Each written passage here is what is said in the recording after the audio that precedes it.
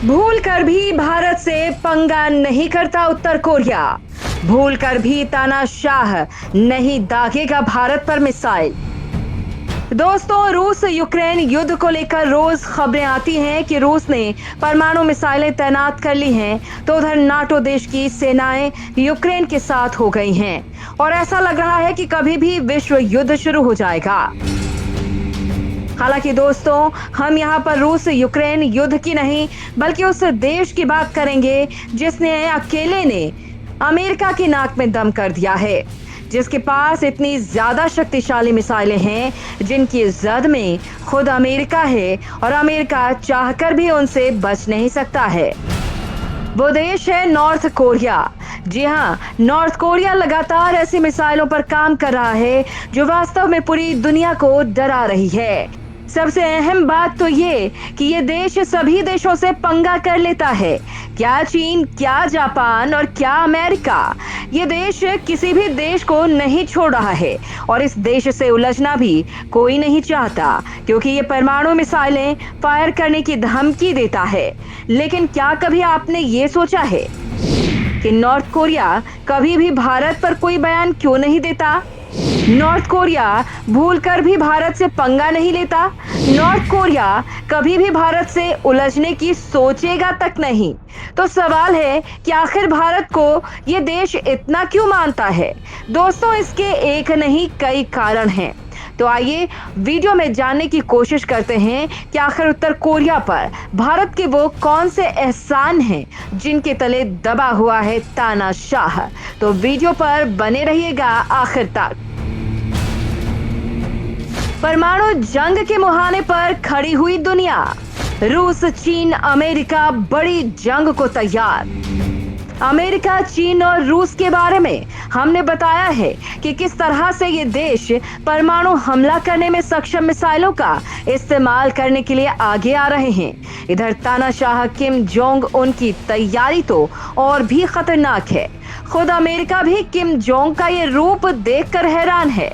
America भी उत्तर Korea के आगे इस कदर बेबस हो गया है कि उसने रूस और चीन से निवेदन किया है वो उत्तर कोरिया को परमाणु मिसाइलों का टेस्ट नहीं करने को बोले। तानाशाह ने लगभग 180 महाविनाशक प्लेन तैयार कर लिए हैं जो दुनिया में कहीं भी तबाही मचाने के लिए रेडी हैं। दोस्तों, ऐसे में सवाल है कि क्या इससे भारत को कोई खतरा है? क्या किम जोंग से भारत को कोई खतरा है? तो दोस्तों, इसका जवाब हमने आपको पहले ही दिया था कि उत्तर कोरिया ने भारत के साथ कभी भी दुश्मनी नहीं रखी। उल्टा भारत ने उत्तर कोरिया की पहले काफी मदद की है। हालांकि उत्तर कोरिया से भारत को एक नुकसान हो सकता है, वो है पाकिस्तान को लेकर, क्योंकि पाकिस्तान ही वो गद्दार देश है जिसने परमाणु मिसाइलों की तकनीक उत्तर कोरिया को दी थी। इसलिए उत्तर कोरिया सीक्रेटली पाकिस्तान को परमाणु मिसाइलों संबंधी मदद कर सकता है जो भारत के लिए खतरा बन सकता है। हालांकि अब तक उत्तर कोरिया ने ऐसा किया नहीं है।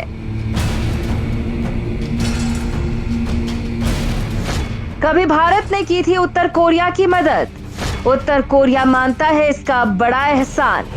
दोस्तों, कोरियाई जंग आपने सुनी होगी, जब उत्तर कोरिया और दक्षिण कोरिया के बीच 1950 के दशक में हुए युद्ध में करीब 25 लाख लोग मारे गए थे। उस लड़ाई में भारत ने काफी अहम भूमिका निभाई थी। भारत ने इस युद्ध में कोई हस्तक्षेप तो नहीं किया था, लेकिन कुछ ऐसा किया था कि आज भी उत्तर कोरिया भारत का शुक्रिया अदा करता है। इस युद्ध में भारत ने एक मिशन चलाया। कोरियाई लोगों की कई तरह से भारत ने मदद की।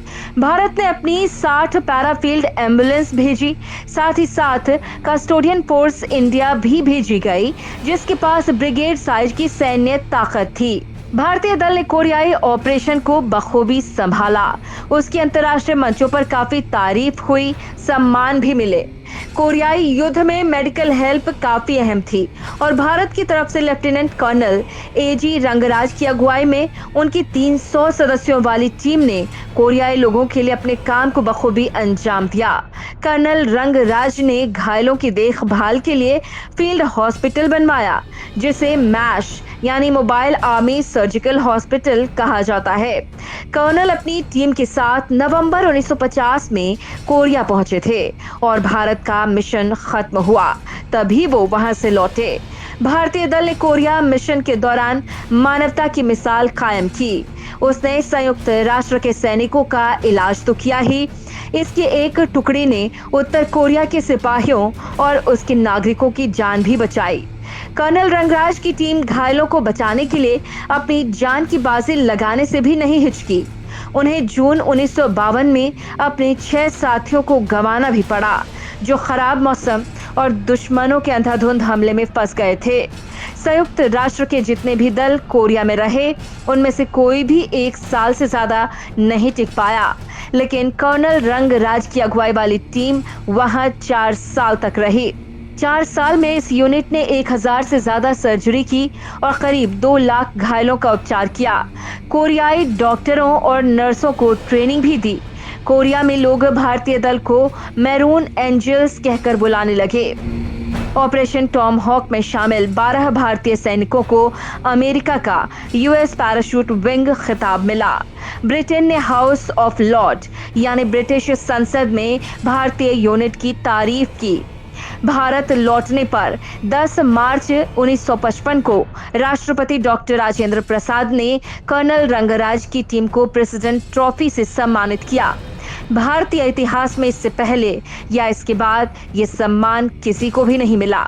इस यूनिट को 2 महावीर चक्र और 7 वीर चक्र से भी नवाजा गया।